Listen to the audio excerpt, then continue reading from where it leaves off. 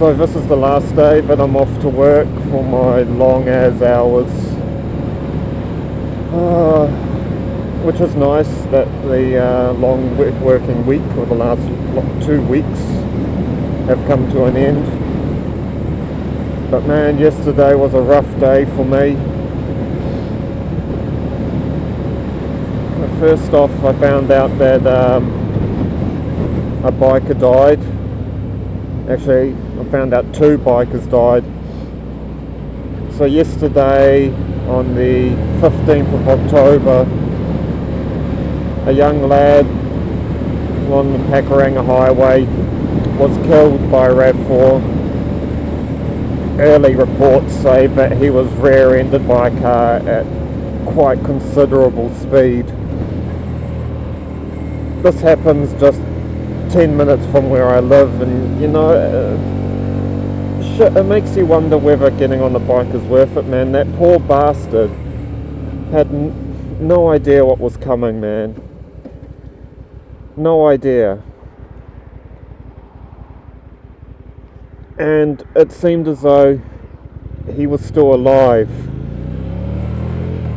even a few minutes after he was hit, but he died at the scene, basically. What a horrible way to go. But the other bit of news that struck me really hard, harder than this guy being killed on the Pakuranga Highway. By the way, I'll leave links in the description for the guy who was killed on the Pakuranga Highway. But I found out yesterday, after about an hour after I found out about this guy who died on the Pakuranga Highway, I found out that one of my close, well, he wasn't that close of a workmate, but he was a workmate of mine. I knew him pretty well. He died on the 10th of October, which was a Saturday, in a motorbike accident as well. And that, shit, man, that fucking shook me, man. He was such a good guy, man. He was so smart, so patient. He helped train me in some ways, in some parts during my, when I was working for a BMW outfit. I won't name the company. But yeah, Daniel, my man, I don't know how I can show my respects, pay my respects to you, other than through this video that I'm making. He was such a good guy, and he was so excited to see me get on the motorbike, and I wish he was able to see it. Unfortunately, I left that outfit, that work, that job that I was doing before I got on the bike. And I think he would have been so glad to have seen me on the bike. But with those 2 news events hitting on the same day, I have to wonder, man, is it worth it, you know? Both rushing off, they both died the day that they got hit, both these people. Actually, I'll take a slightly longer way to work, and I'll show you the area which that guy on Pakuranga Highway was hit.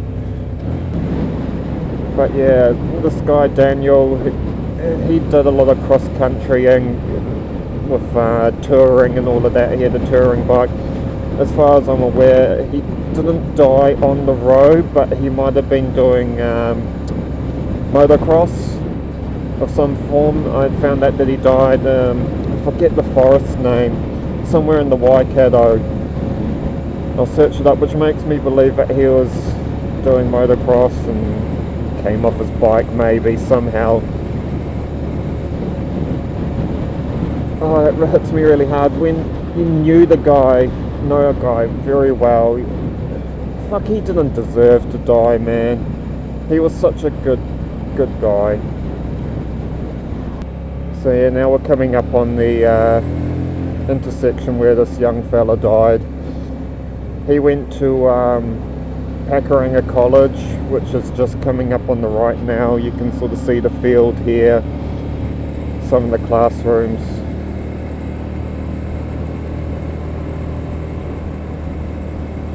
So it wasn't this traffic lights, I don't think. Oh, well, we'll be waiting.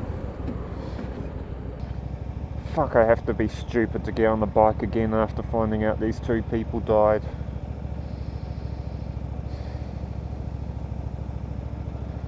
What the fuck is wrong with me, man? This truck's kind of in the way, blocking the view. But yeah, I'm pretty sure it was here, just outside Lloyd Elsmore. Poor bastard, it seems like he was rear-ended here. Bike scattered across the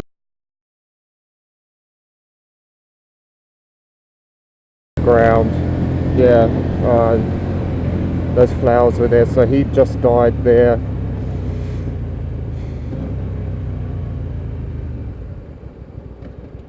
Somebody in a RAV4 rear-ended him. As far as I'm aware, that's how it happened. He had no idea it was coming. But man, Daniel, my mate who was killed from my old place of work, I'm sorry, brother. If you will it, if you want it, ride in peace. If you never want it again, man, you can rest in peace. He didn't deserve it. He had so much potential, and in a lot of ways I feel like where he was sort of wasting himself, his potential.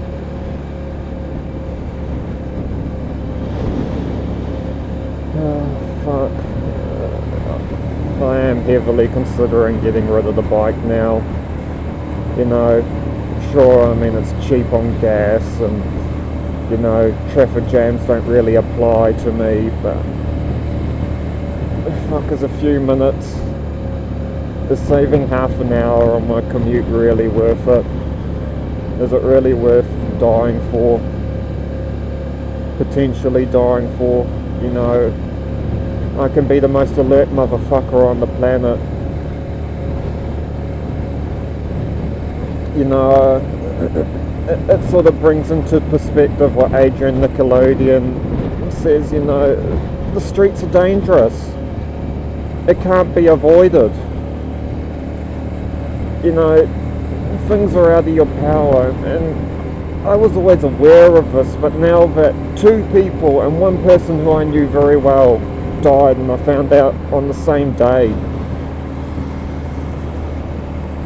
you know, oh shit, it's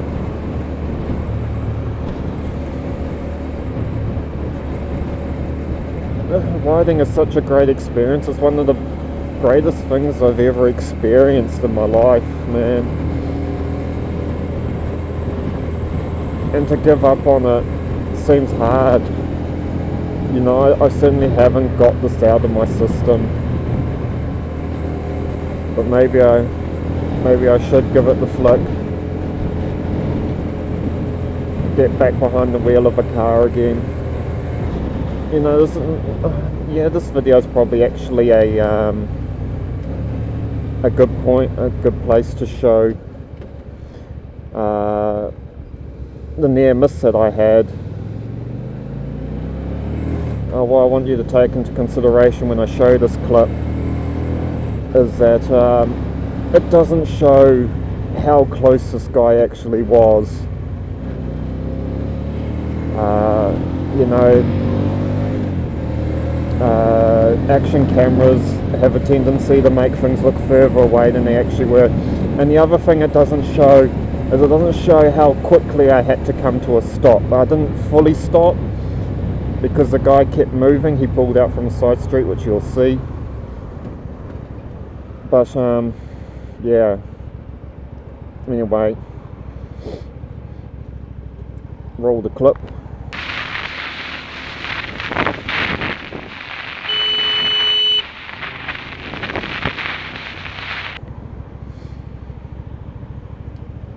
So that was the clip. You know, it's not that drastic, but that's the nearest miss I've had since I've been riding. I should probably keep my tinted visor down. So for me, I haven't had like any really truly scary experiences on the bike other than handler error. But fuck man, it only takes a second and it's all gone. Your life is over, and you know, I could lose a leg, an arm, I could break something so severely, bones, whatever. I had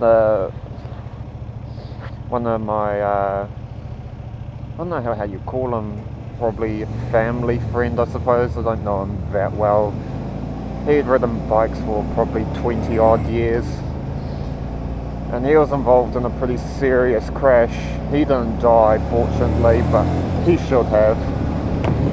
I suppose that's something else I should take into consideration. Somebody pulled out from a side street because of sunstrike. They couldn't see him. They didn't even have their fucking license, man.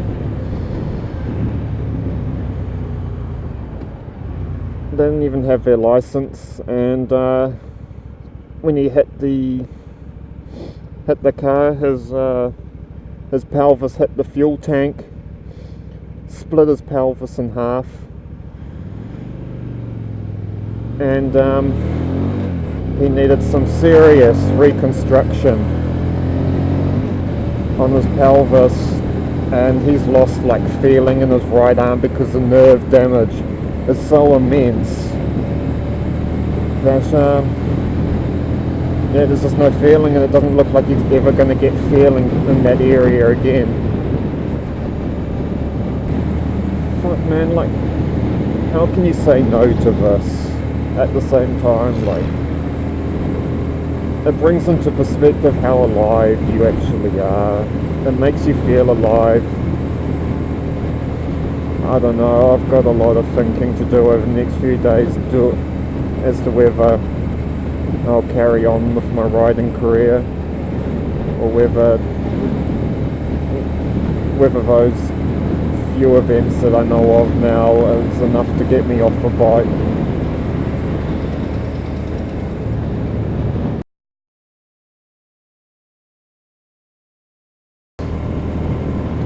So I decided that I'm going to go and visit the site where I believe his name was Josh, where he died yesterday. I saw the flowers on the post of the intersection when I was driving past earlier on today. Oh man, today's been an interesting day for thinking. I don't know, I really love the community, the motorcycle community, so I'm probably going to keep riding. But it does give you an idea how dangerous it is riding, and I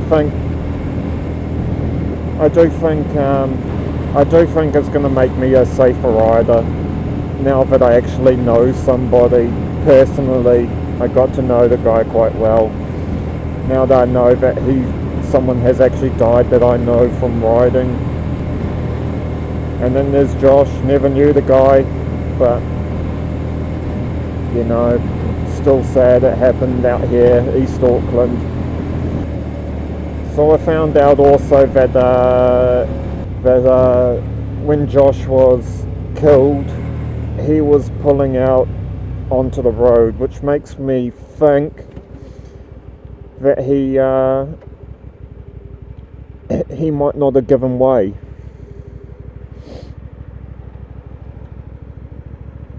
Either that, you know, this is on a multi-lane road, so the crash happened on this road that I'm turning right onto.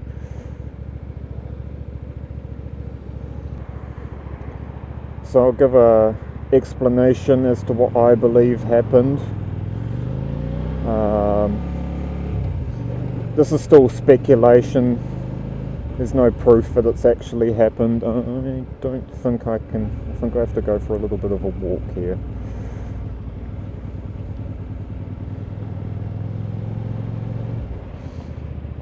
yeah, I don't think there's anywhere for me to stop.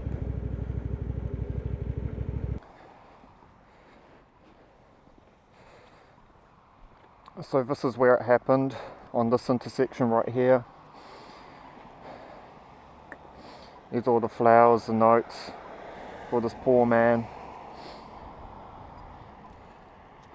It's believed that he came out of that McDonald's there, turning left, as this car's doing now,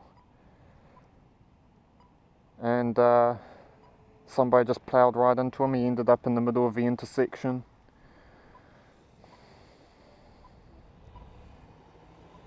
Oh, it's hard, man. Poor bastard died. This is where he spent his last moments, 1 o'clock yesterday afternoon.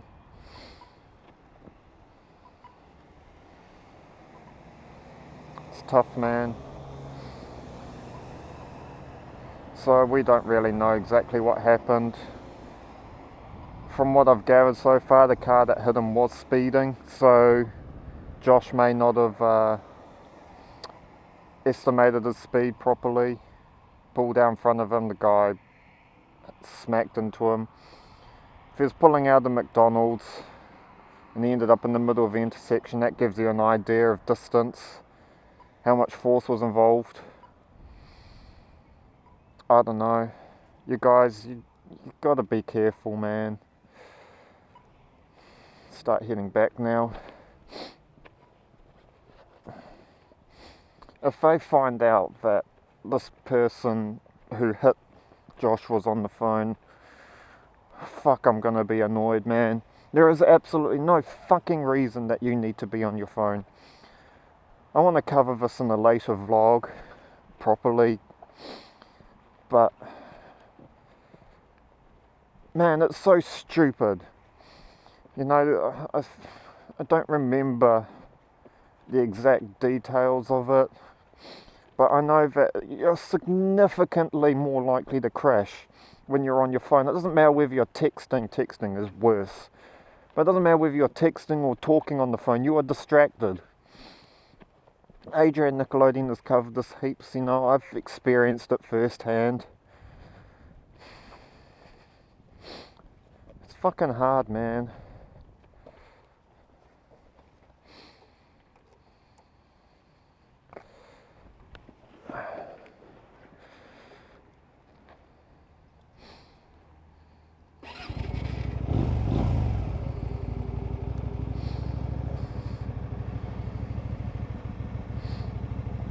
So there's a policeman right next to me. I am on my learners and I'm out of curfew.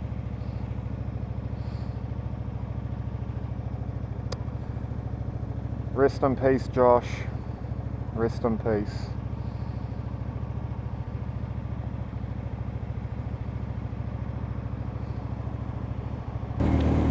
So yeah, that concludes this vlog. A sad one, but it's the reality of riding.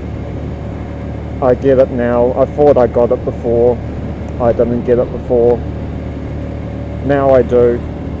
When somebody you know dies,